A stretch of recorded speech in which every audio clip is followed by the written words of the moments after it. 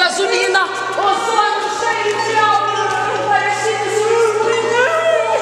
de comprimido terminando, extração de ouvido, para a alegria dos viajantes que não conhecem. Hoje, desaparecida menina de 6 ou 7 anos, trajada de camiseta, sapatinhos ou chinelo, tinta crespa no cabelo, azul forte ou infinito.